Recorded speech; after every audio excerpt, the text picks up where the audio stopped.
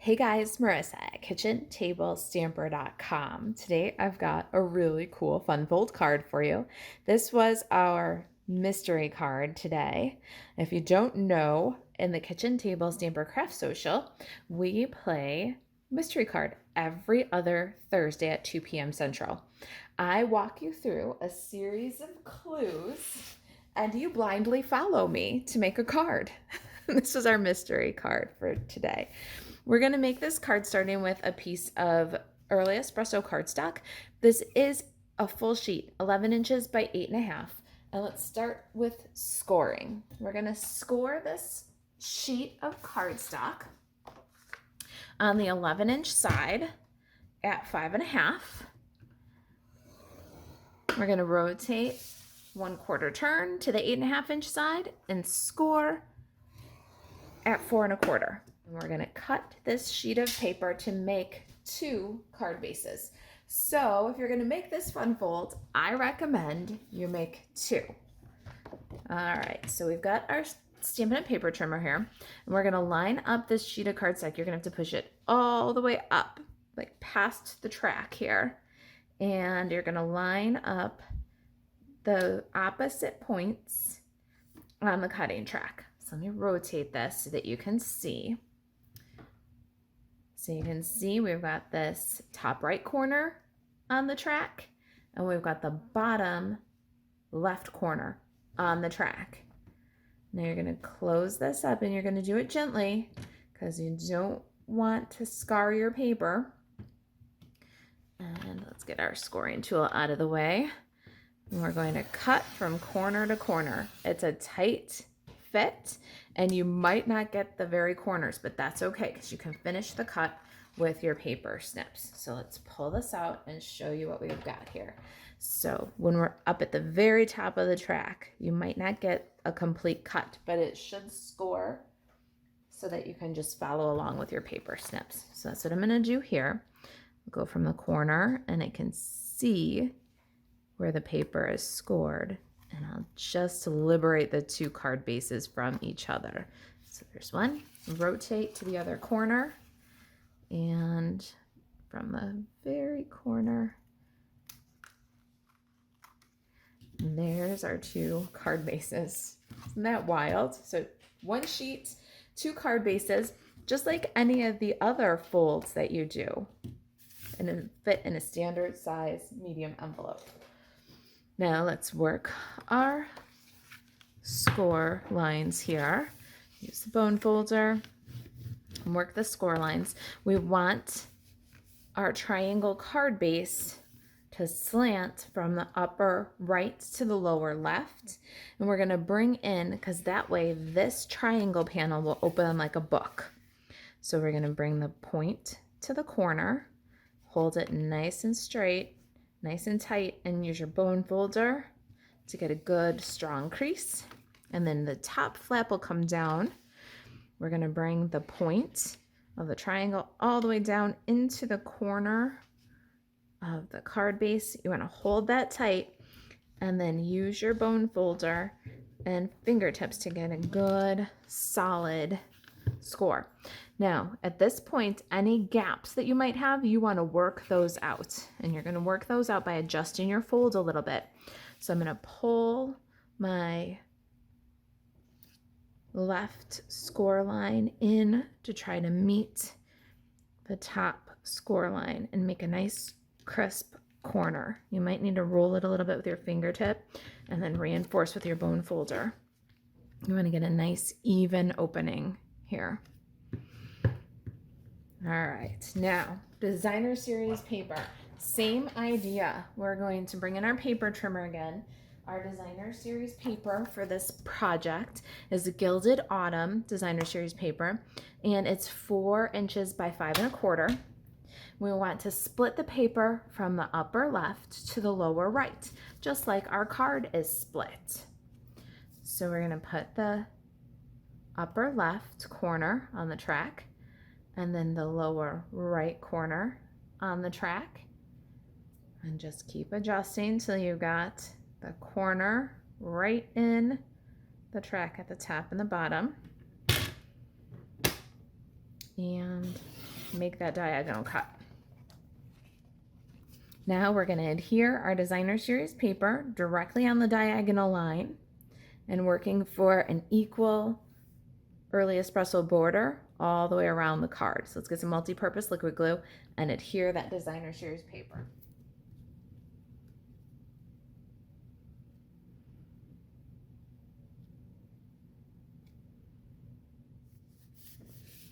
All right, designer series paper is adhered to the card front. So it opens like a book with that fold on the left, fold on the top. Now let's look at some other pieces. I did 2 pieces ahead of time here. Got a piece of early espresso cardstock, and we cut that one ahead using the largest scallop stitched rectangle from Stitch So Sweetly. This is about 4 1/8 by 2 15/16. And our mint macaron piece is 3 3/4 by 2 9/16. Let's emboss this piece. We're gonna get that gorgeous tin tile texture on there. Let me get the Stampin' Cut and Emboss machine. Now I have one of the old 3D tin tile folders. You'll know the old 3D folders by the Sizzix logo on them. So to do this embossing in the new Stampin' Cut and Emboss, you're going to pop your paper into the folder. This is such a linear pattern. You want to make sure that you get a good grid. Make sure it's nice and straight. Then pop the folder on to number 1. This is your number 1, the platform. And then for the old school 3D ones, you use number 3. For the new 3D designs, the ones without the Sizzix logo, you would use number 4 instead of number 3, okay? If you've got questions about your Stampin' Cut and Emboss machine, reach out anytime. I'm happy to help you. The awesome part about the Stampin' Cut and Emboss machine is most of the information that you need to do die cutting or embossing is printed right on the platform in easy to understand diagrams and instructions. All right, so we've got our tin tile. Look at how deep that impression is. Isn't that gorgeous? And we're going to adhere the tin tile to the early espresso stitched scallop circle. Little multi-purpose liquid glue. And we'll make these 2 one piece. Isn't that gorgeous? That color combination is so rich. And then the texture, that alone is a stunning card front. All right, then we've got our card, our beautiful embossed layered panel, and then 2 very vanilla rectangles. Now this is die cut with the stitched rectangles dies. You can just cut. These are going to be your inside layers. So we've got one that is 5 1/8 by 3 13/16. That's the largest stitched rectangle. And we've got one that is this D size, which is the 4th largest. This one is 3 15/16 by 2 5/8. And that's a stitched rectangles dies. Got my multi-purpose liquid glue. And we're going to start with our card front. Now we want to center her beautiful scallop panel on the front of the card. But we need to be very careful not to add any glue to this upper right half of the panel. So how I did that was I took my multi-purpose liquid glue and along the diagonal here on the left panel, I put a line of multi-purpose liquid glue. And then on the back of the stitched scallop in the corner, I just filled in the corner. Now with the multi-purpose liquid glue, we have some time and some flexibility here. We can really make sure that our panel is straight and centered. And then once we have really good looking card front, we can burnish that down. And that gives us the best positioning without gluing our card closed. Now the inside panels, let's get those guys. We're going to take our larger stitched panel and adhere that right on the inside of our card, just like you would do a dark card liner. You can use a 4 by 5 1/4 piece of vanilla here if you like. I think the stitching is a lovely detail. And then our smaller rectangle, can go ahead and add multi-purpose liquid glue to the back of that one. And we're going to center that one and cover this seam right here. So it's a nice place. This would be a good place for a little photograph or stamp a greeting and write a letter in here. Got a little extra space in this card. This is a good Thanksgiving greeting. Could add a little family photo. All right, so there's our inside. Fold down from the top and in from the left. Now let's do some stamping. I have my awesome Love of Leaves bundle for this. We've got a distinctive photopolymer stamp set. It's 11 pieces. What I love about it is the leaves are not exactly your traditional shapes. I found that they were a little different from sets that I already had, and they have this fun, distinctive impression. When you pair it up with the stitched leaves dies, you get some great stitching, background texture, and each one of the leaves has an optional insert piece where you can add a stitched vein texture. So what I did was I took the outline and the stitched piece, I taped them together so that we can do both, cut out our leaves and texture them all in one pass.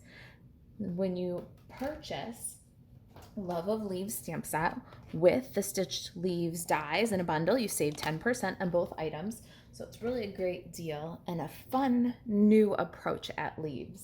Let's get some stamp pads and a Stampin' Pierce mat and we'll make some leaves.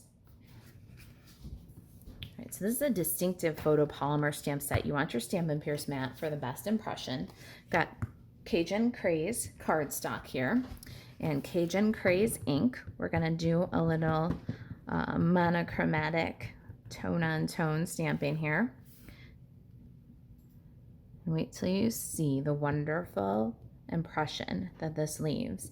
You get that highlights and shadows, a little bit of texture. Look at how gorgeous that is. Set that one aside, and I've got Crumb Cake cardstock and Crumb Cake ink. We're gonna do our second shape here. I love this leaf too. It's just so cool how the stamp adds the texture right in there for you. These distinctive ones are fun. Next up, we are going to do this long skinny leaf, and we're going to do mint macaron and mint macaron.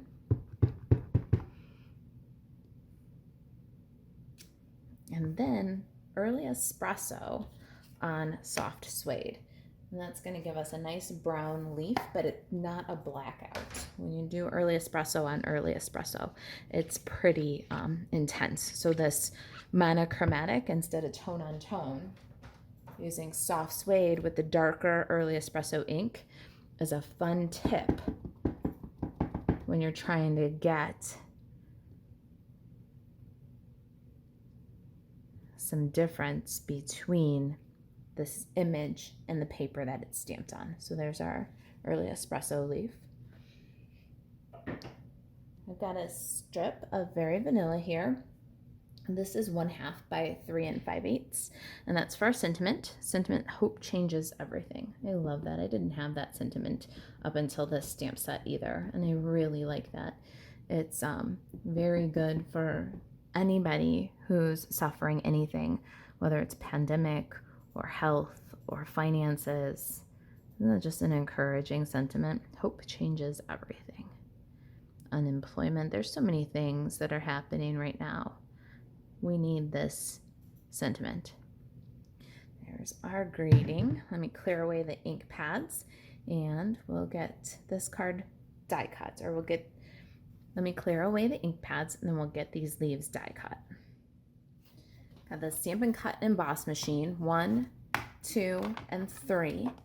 We're going to line up our leaves. We're gonna have to do 2 passes here for our leaves because we have 2 of these. So we'll do one at a time.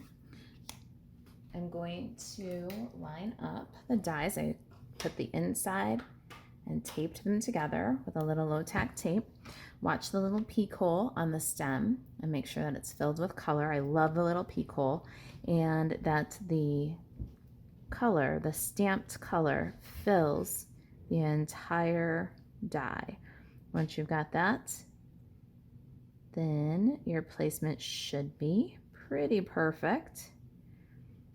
And you can go ahead and tack down. I'm going to do the same with all of the others and run through, get our leaves cut out. Okay, there's our second pass. Look at that gorgeous leaf with the fun imprint and the stitched veins. Isn't that cool? Okay, let's get this card assembled. Let me bring our sample in here. We're going to adhere the 2 background leaves with some multi-purpose liquid glue.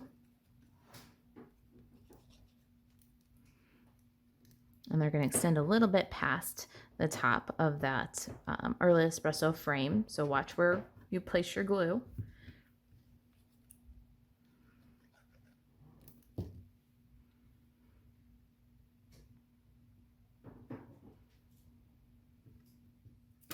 We'll add our crumb cake leaf with some dimensionals. And we're not going to adhere down the stem here because we're going to actually lift it and put the Cajun Craze leaf underneath.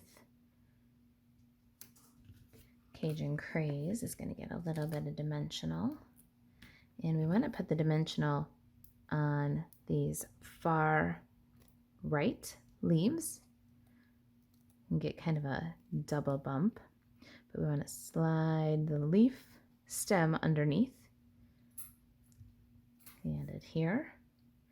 Our designer series paper, let's get that guy on next. Don't put any adhesive all the way to the right because it's going to hang over that opening. You don't want to glue your card closed.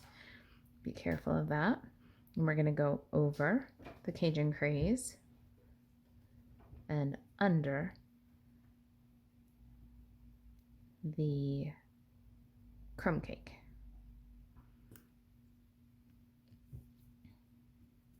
Adhere that one down.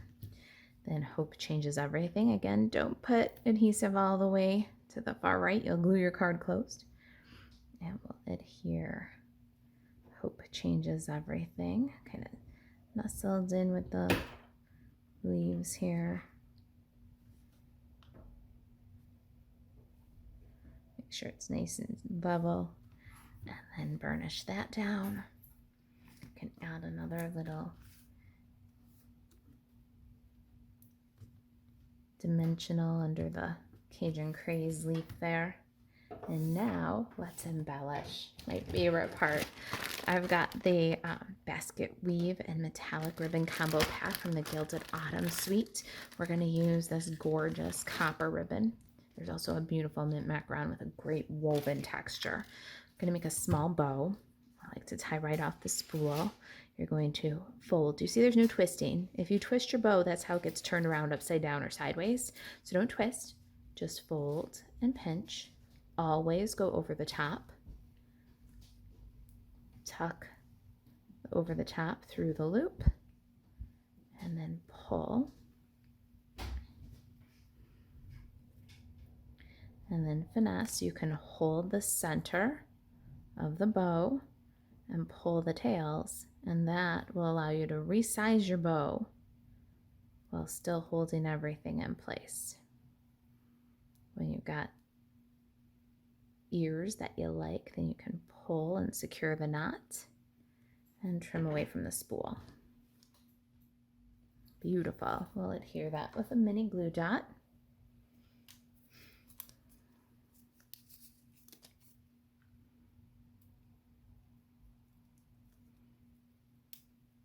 Don't cover your greeting. And I love these champagne rhinestones. They're really a nice tone. They work well with this copper ribbon. Let's grab our take your pick tool and get some bling on this card. Going for 3 kind of up and away from the bow. And then we're going to do 3 kind of down and away from the bow. There is our Hope Changes Everything fun fold for the kitchen table stamper coffee and a mystery card. If you got questions about the project, about the craft social, about coffee and a mystery card, if there's anything I can do to help you stay crafty, email marissa@kitchentablestamper.com. And to shop Stampin' Up 24/7, you can buzz over to marisaalvarez.stampinup.net. Thanks for watching.